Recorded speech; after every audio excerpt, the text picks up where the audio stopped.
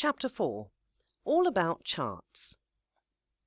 The chart window is the bigger panel in the centre of the screen, and it displays the historical data of currency pair symbols. In this tutorial, we will focus on the options for managing the chart panel. By right-clicking this section panel, a drop-down menu box will appear, with several options of customizing the interface panel.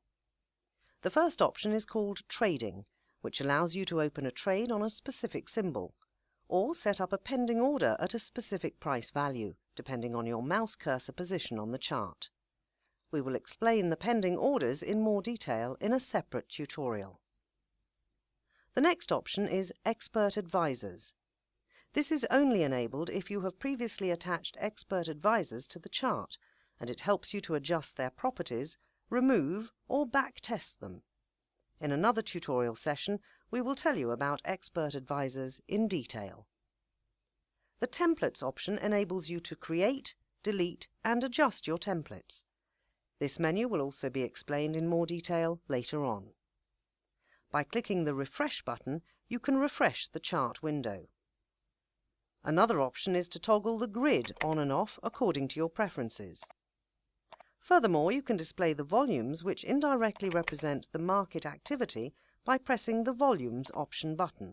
If you wish to save a specific screenshot of the selected chart, you may use the Save as Picture option from the drop-down menu, or you can print it directly by using the Print option.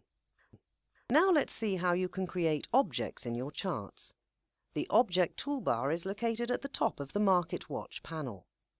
Alternatively, you can use the Insert tab of the Client terminal. Let's draw a horizontal line by holding down the left mouse button and releasing it at the preferred value. Once the object is attached to your chart, the new option called Object List will appear in your drop-down menu. This is where you can manage your existing objects. You can choose to delete an existing object or edit the settings. To edit an object, you need to select it first and hit the Edit button located on the right side. Once you click it, a new window will open. In the Common tab, you can change the name and the description which would be displayed, as long as the Show Object Descriptions is ticked.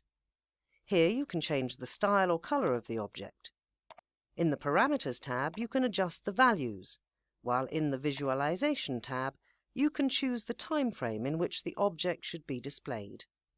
By default, this is set up to be displayed in all time frames.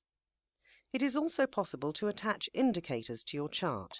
You can do this either from the Navigator window or from the Insert tab.